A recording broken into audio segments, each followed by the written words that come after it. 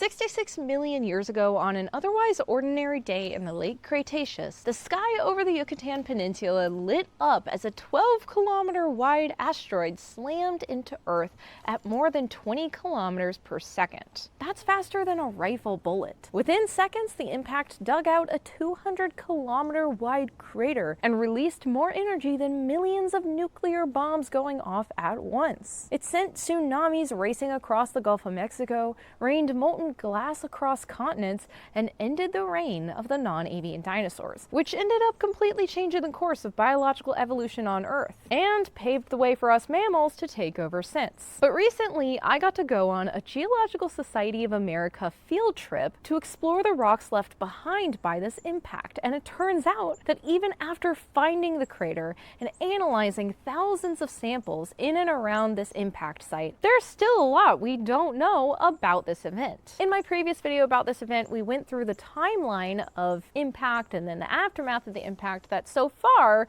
scientists are pretty confident about. But in this video, we're going to walk through what's still unsolved about this event and the future research that might help us solve these remaining mysteries. As a quick recap of the last video, just to give you the gist of the timeline, the impact hit, melted, and fractured thick sections of crust across the crater. In minutes, tsunamis up to 100 meters in height raced out from the impact site, and widespread wildfires ignited as the surface air temperatures rose due to atmospheric re-entry of impact ejecta. After the day of impact, darkness and cooling set in as smaller dust particles that were thrown into the stratosphere spread globally and blocked sunlight. This so-called impact winter potentially lasted up to 20 years, and because it limited photosynthesis, this led to global ecological collapse as life essentially starved to death. And finally, after the dust settled, literally, a greenhouse warming period set in due to the release of carbon dioxide from the impact site, given that the asteroid vaporized carbon-rich rock. However, there's still a lot uncertain about this timeline. So let's go through what we still don't know and why it's important that we figure it out. First, the impact angle and direction. So far, the best simulations point to a 45 to 60 degree impact from the northeast. And although this is still under investigation, I was pretty impressed that we know anything about the angle and direction the asteroid came from. I mean, that's pretty impressive. And it turns out that the angle and direction it came from matters because it controls how much debris would have entered the atmosphere, and thus how lethal the global fallout became. Second thing we don't know is how long did impact winter prevent photosynthesis? Early on, models suggested just months of darkness, but new data from fine-grained silicate dust suggests that particles only 1 to 8 microns across could have lingered for 10 to 20 years. So it seems pretty clear now that we think impact winter could have lasted for at least a decade, if not 2. But the question still remains, was the darkness enough to fully block and prevent photosynthesis for that entire time? We think no. The most recent research is pointing to around 2 years of that potentially 20-year time range of actual completely or almost completely stopped photosynthesis, but we're still looking into it heavily. This is still a major outstanding question, and really important too, because the pause of photosynthesis was likely one of the primary causes of extinctions at this time. Which brings me to the third thing we still don't know about this event. Exactly what killed whom? This extinction event, like all others, was selective. Non-avian dinosaurs were killed while avian dinosaurs, aka birds, survived.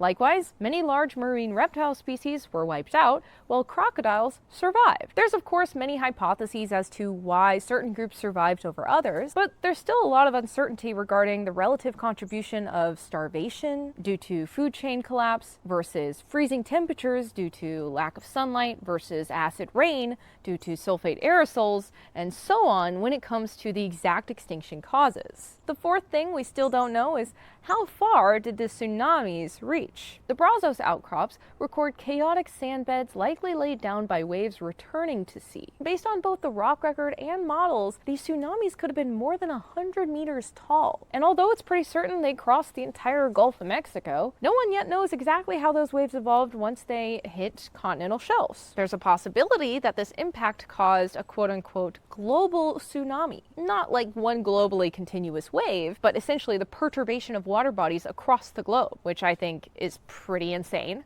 The fifth thing we still don't know about this event is how and when life recovered after the impact. But this is something I'm going to expand upon in a future video, so I won't get into that here, but stay tuned for that. And the sixth thing we still don't have is a global continuous record that connects deposits right next to the crater with those thousands of kilometers away. Now, there's really no such thing as a globally continuous rock layer for any time in Earth's history, because rocks get eroded and altered over time, and also there's plenty of areas on Earth where there's land and there's non-deposition happening, so you wouldn't get any rock there anyway, even from the same time period as rock layers elsewhere anyway. So we don't expect to see one continuous layer of KPG boundary rocks across the globe from this time, but connecting the rock record in and around the crater to rocks elsewhere on the globe at this time would really help piece together the extent of what happened after this impact. And luckily for us, scientists have already figured out that obtaining cores from the Caribbean and Atlantic may finally link these puzzle pieces. Which brings us to the final segment of this video, future research. The core repository we got to visit on this field trip was packed with so many cores,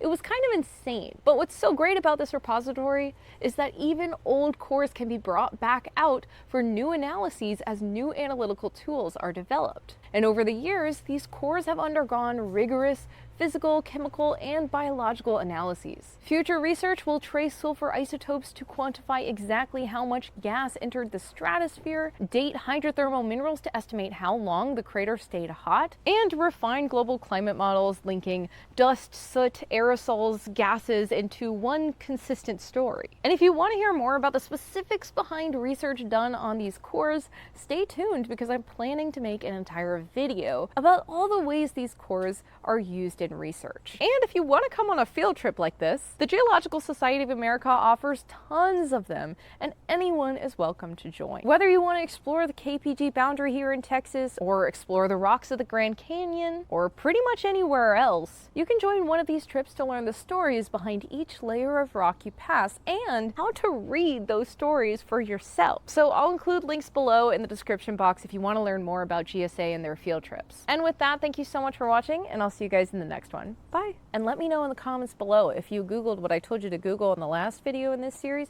and if you did, let me know if you saw the secret surprise. All right, I'll see you guys. Bye.